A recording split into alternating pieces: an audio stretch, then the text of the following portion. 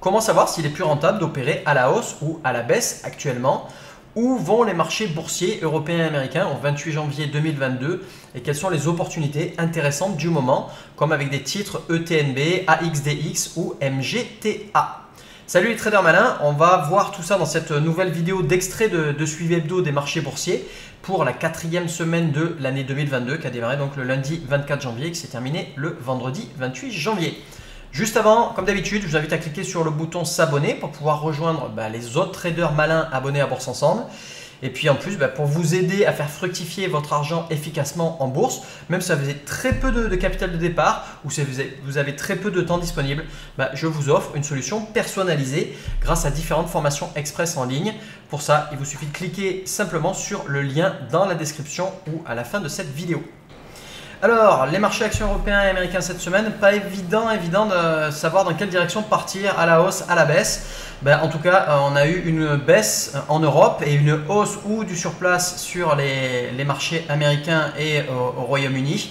Donc, le tout s'est fait dans une volatilité assez élevée et de fort volume.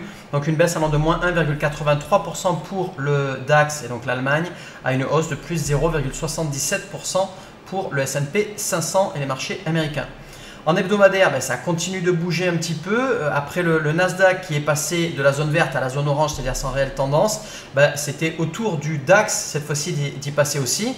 Le S&P 500, lui, reste pas très loin non plus de sa zone orange.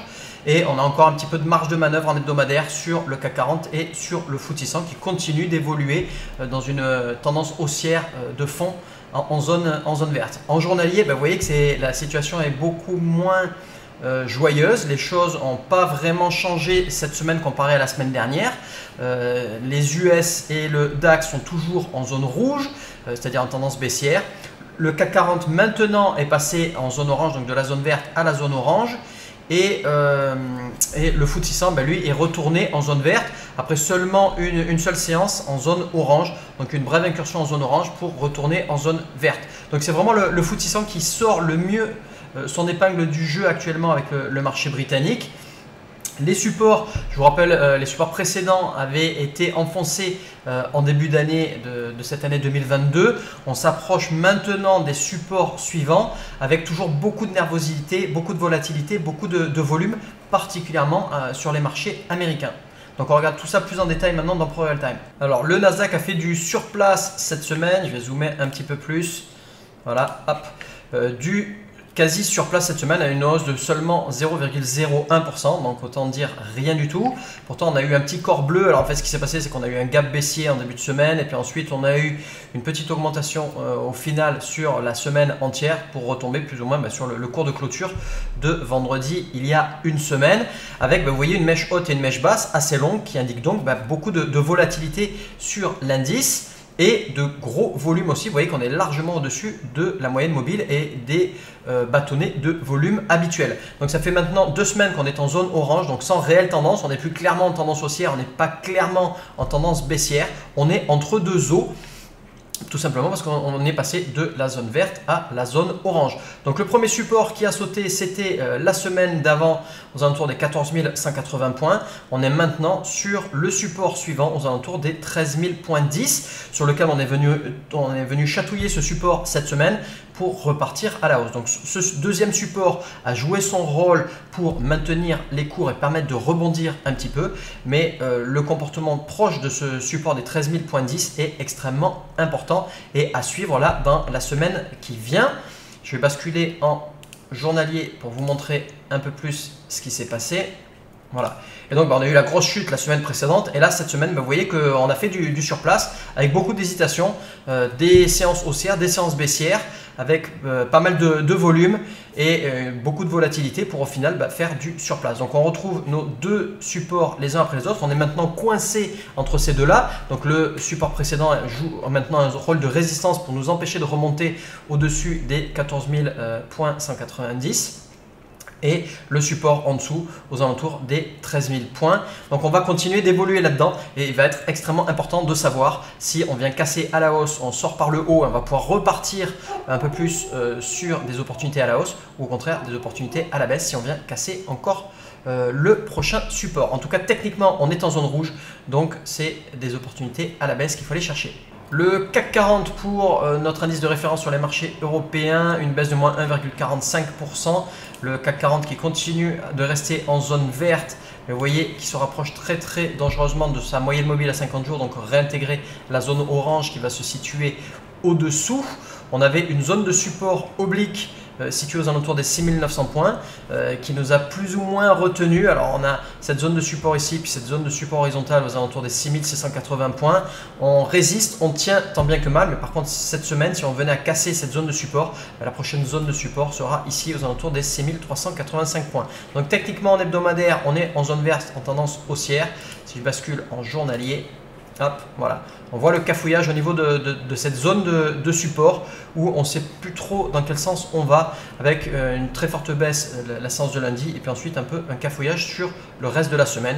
Et le fait qu'on soit en zone orange nous montre que on n'est pas clairement en tendance haussière ni en tendance baissière. Au niveau des opportunités actions de la semaine, la grande question c'est dans quel sens on part. Avant ça, je vous rappelle qu'on est toujours en période d'annonce de résultats trimestriels aux États-Unis pour le 4e trimestre.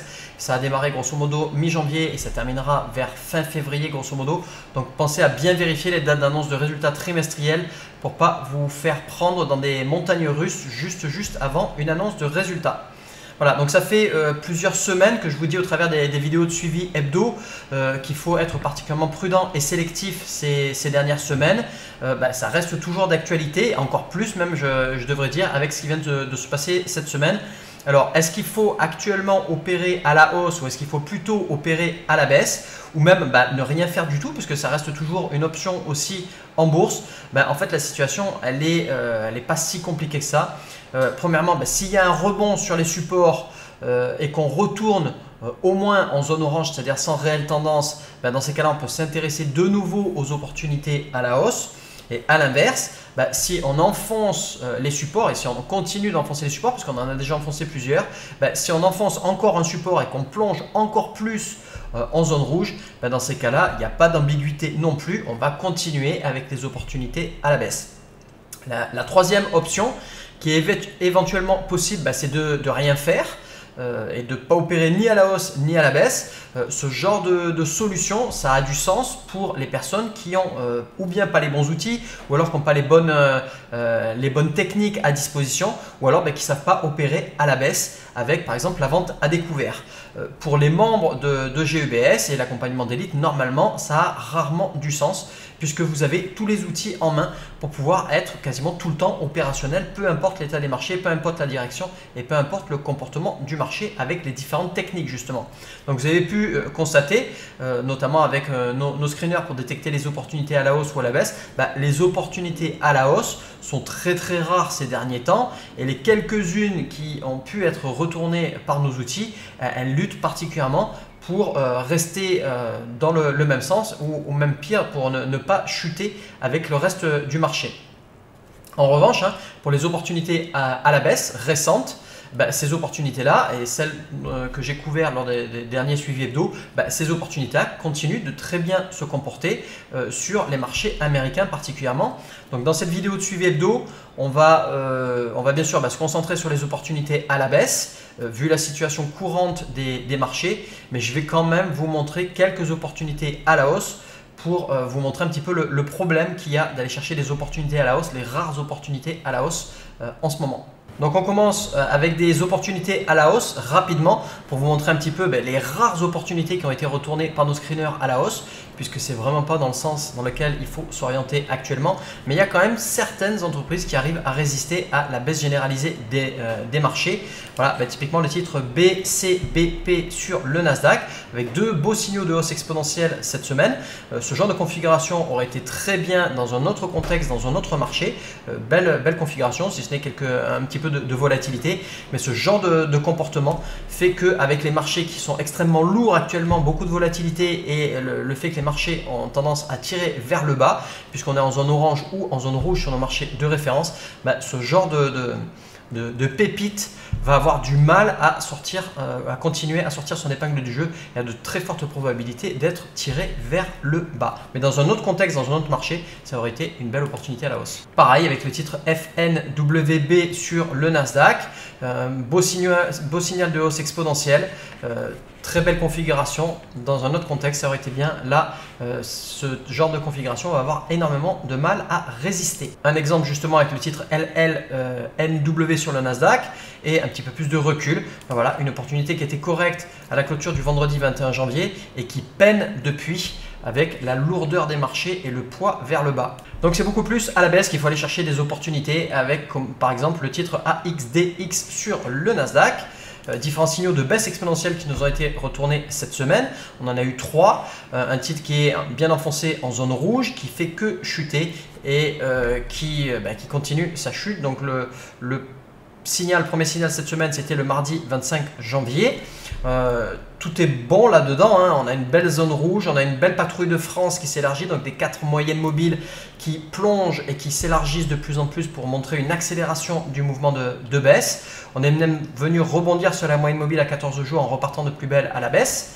On a une jolie cassure des derniers plus bas. Et donc ça s'accélère. On est uniquement sur le troisième signal. Premier ici, deuxième et troisième signal. Donc on n'arrive pas trop tard sur ce mouvement de baisse. Seul petit bémol, hop, je vais recadrer, c'est la moyenne mobile à 14 jours en vert qui zigzague pas mal, donc il nous indique une volatilité un petit peu plus élevée sur ce titre, mais il n'y a rien de vraiment catastrophique. Donc pour moi, c'est une très belle opportunité à la baisse. J'ai même accepté correct dans le quiz opportunité avec le petit souci de la moyenne mobile 14 jours qui zigzague. Ensuite, le titre ETNB sur le Nasdaq, moins 25% de baisse en 3 jours. Donc avec une vente à découvert, ça faisait plus 25% de gain en seulement 3 jours. Donc une opportunité avec la technique de la baisse exponentielle. De nouveau, un titre bien enfoncé en zone rouge, donc en tendance baissière. Une jolie patrouille de France avec des 4 moyennes mobiles qui s'élargissent bien à la baisse. Une accélération. On vient casser les derniers plus bas. Tout ça, c'est extrêmement positif. De nouveau, on a une moyenne mobile à 14 jours qui zigzague un petit peu, donc c'est le seul petit bémol. Mais 25% de gain en l'espace de 3 jours, c'est toujours hyper appréciable. Donc une opportunité correcte, voire même très belle, si on fait abstraction de la moyenne mobile 14 jours qui zigzague un petit peu. Ensuite, le titre MGTA sur le Nasdaq. Signal de baisse exponentielle aussi retourné le mardi 25 janvier. Belle zone rouge, rien à redire de ce côté-là. Jolie patrouille de France qui s'élargit à la baisse, cassure des derniers plus bas, tout ça c'est super. On est sur le 6e signal lors de la clôture du mardi 25 janvier. Ça commence à être un petit peu tardif, il y a moins de risque entre les premiers et le 5e signal. 6e à 10e, ça commence à être un petit peu plus risqué. 10e, 15e beaucoup plus. Au-delà, je vous recommande vraiment de passer votre chemin. Et on est un tout petit peu étendu par rapport à la moyenne mobile à 14 jours, donc j'ai considéré l'opportunité comme risquée. Voilà, pour conclure cette vidéo de suivi hebdo, la recommandation c'est d'opérer. Est-ce qu'il faut opérer à la hausse ou est-ce qu'il faut opérer à la baisse? En ce moment, il n'y a pas de doute, c'est à la baisse pour rester dans le sens du marché tant qu'on sera en zone rouge ou en orange vif, je vais dire. Et on vérifie bien ce qui va se passer sur les prochains supports parce que de nouveau, la situation va être critique sur ces zones-là. Ne rien faire, je vous rappelle que c'est plutôt pour ceux qui n'ont pas les bons outils ou qui n'ont pas les bonnes techniques à disposition. Merci d'avoir regardé cette vidéo en entier. Cliquez sur le bouton j'aime et abonnez-vous à la chaîne pour vous aider à faire fructifier votre argent efficacement en bourse. Avec très peu de capital de départ ou très peu de temps disponible, je vous propose votre solution personnalisée avec différentes formations express en ligne. Pour ça, vous devez cliquer sur le lien dans la description ou bien à la fin de cette vidéo. Je vous dis à très bientôt et n'oubliez pas, faites partie des traders malins qui ont les bons outils, qui ont les bonnes techniques pour pouvoir rester opérationnel tout le temps et dans le bon sens des marchés.